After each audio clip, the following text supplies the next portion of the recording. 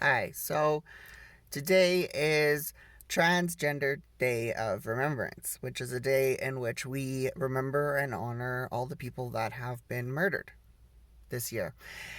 And this happens every year, and it's always a big number. And this is really sad that there is continuously people who are being hate crimes, people who are endangered, and it's not good. So the number this year is 350 people, and if you can find a list of names online to read, to hold space for these people, that is good. There will be vigils. There's a vigil in Edmonton. There's usually vigils, probably digital vigils this year because of COVID, where people read the names of the people who have died.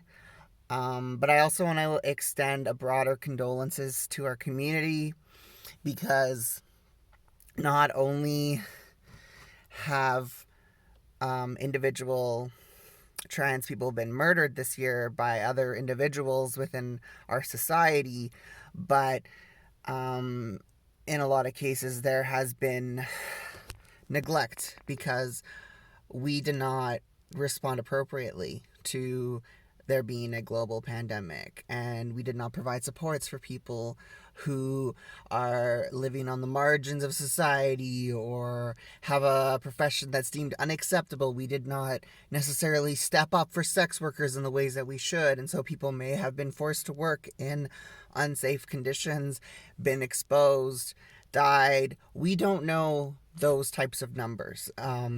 These are the types of numbers that it's harder to pinpoint and say for sure how many people have died this year unnecessarily, who are specifically trans, because we don't always know who is trans and who is out as trans. And we certainly don't know the stats around sex workers, which is often a career that trans people have no other choice but to do because they aren't welcome in other aspects of society, and that is not okay. So, like, respect and power and love to everyone who has survived, but also we need to hold space for everyone who has not this year. And unfortunately, that number is probably pretty big. It's probably a pretty big number. And there are also people who may have killed themselves because of the stress of the last year, and mental health wise. And so the reason why I bring up these other types of deaths is because a lot of these are preventable deaths still. And when society knows the actions that need to be taken, things like, having assured income, assured housing, those are things that would have kept people safe and alive in these circumstances. And as far as I'm concerned, when we don't have these necessities, that is still murder, but it is a more acceptable form of murder, and it is this kind of passive government murder where people don't have the things that they need to stay safe and stay alive. And so for Trans Day of Remembrance, I want to hold space in my heart, not just for the people who were murdered in hate crimes, but the people who were murdered by the neglect of our government. Various governments and states throughout the world who may or may not have responded appropriately to there being a global pandemic, may or may not have supported trans people and sex workers and marginalized people and people of color and indigenous people and black people,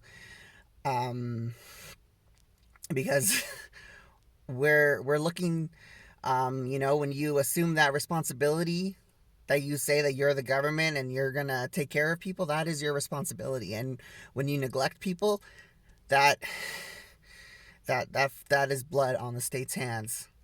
So I want to acknowledge that because there was a lot of misinformation that was spread, especially in the U.S. that I saw. So there was a lot of unnecessary death, and those deaths would have hit the trans community especially hard as well, because when you're on the margins of society, you're always more likely to get hit by these types of things, especially for the disabled community as well. Um, so yeah, so for this Transgender Day of Remembrance, I want to remember all trans people who have died this year unnecessarily, um, be it hate crime or state sanctioned murder. So, peace and love. The world is a better place with everyone in it.